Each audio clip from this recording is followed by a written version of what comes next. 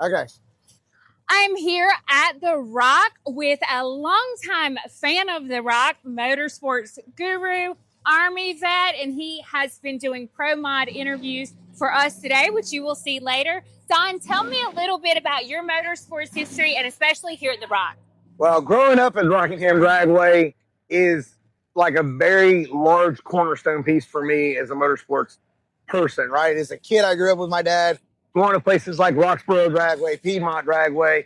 And then after my dad passed away, like Rockingham Dragway became my home while I was at Fort Bragg, North Carolina. So to see The Rock like this with ProMods going down the racetrack, I get goosebumps on my arms, right? Because it's nostalgic for somebody like me. As you know, the other racers you hear them talk about in the interview, North Carolina is a hotbed, and it's not just for turning left. Like fast door car racing was born in the South. And so it's great what Rockingham Dragway and their new ownership group, the chamber, the tourism, everybody wrapping their arms around each other and keeping motorsports alive in North Carolina. It's a huge deal. I think this is great, you being out here, being involved with Dan and his entire team. But for me, like, I can't stop talking about the history here at Rockingham Dragway. Right. And you're familiar, you travel to tracks all over the country, right? This is your everyday. Yeah, it is my everyday. I kind of tell people, I joke about it. There's three things that I know. I know marketing, the military, and motorsports. Outside of that, I'm probably not going to be your best partner at Trivial Pursuit. So in all your travels, all the tracks, all the racers, what is the buzz beyond here, beyond North Carolina, about Rockingham Dragway? The renovations, the ownership group coming in, taking over and investing the money, the grant money, their own money, the sponsorship money, like everything. Every time I've come here, this is my fifth time being here in 2025. And every time I come here, Dan and his team have done something to improve the property, whether it's for a fan experience or for the racer.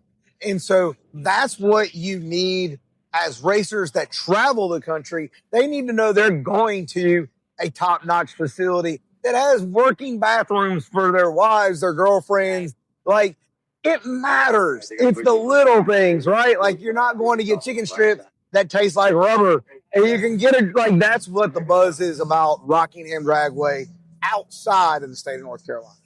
And you mentioned the racers, you know, that's the focus, getting the track, but then everyone who comes with the racers. But speaking of the racers, so ProMods back at The Rock, what is the buzz among those big ProMod guys? Well, for a lot of them, a lot of people don't realize that there's a lot of top-notch ProMod teams across multiple organizations that are based in North Carolina.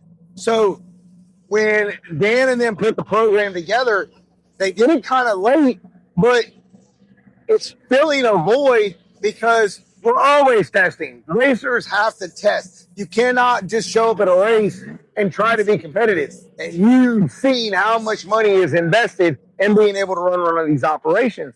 It's no different than any other business. So having the ability to come into Rockingham, 2-day event, run for some really great cash, pack your stuff up, and be home on Sunday or Saturday night, just kick back with the kids, the grandkids, by the pool, watch some college football, watch the NFL, right? It's like, boom, done. That matters to these guys because their time is so valuable.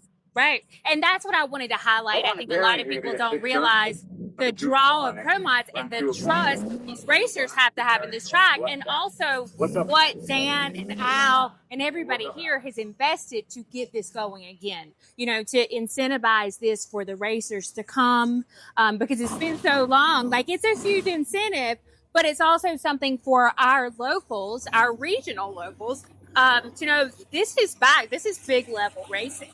Oh, it is. I rolled in here on Monday and forgot that they had a weekend Labor Day bracket race.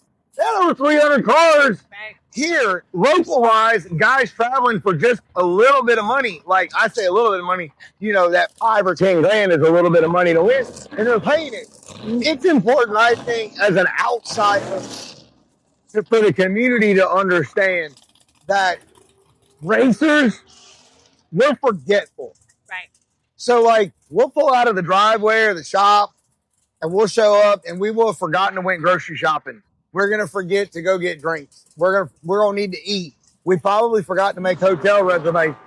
So we want to come back to the community, and that's where we spend our money at, right? Whether it's between Rockingham, Aberdeen, like it just like we want what we want. We want it now, right? Like everybody does. But it's important. We want to come back here and help the community and build it back up. And I just think it's great. Like I said, what Dan and his team are doing, I mean, they are bringing it. They are breathing life back into Rockingham Dragway and to the community. Whole community. Yeah, I agree. I would agree with that. And it's nice to hear that from the people that travel and they come by. All I can tell your community, your local community that's going to watch this, don't stay at home. Come to Rockingham Dragway. Check the website. Check the social media. You'll want to come out here and support it because if you don't, it will go away and you can't, and it's so hard to get it back. It is, and we finally are there. So having that support, having everyone acknowledge, hey, this is something you want to come see. This is not something that has even been an option for years. So we appreciate your help in getting the word out, you being here. My pleasure. Yeah. I enjoyed it. Thank you so much. Thank you. Come to the Rock. You might see Don. You never know.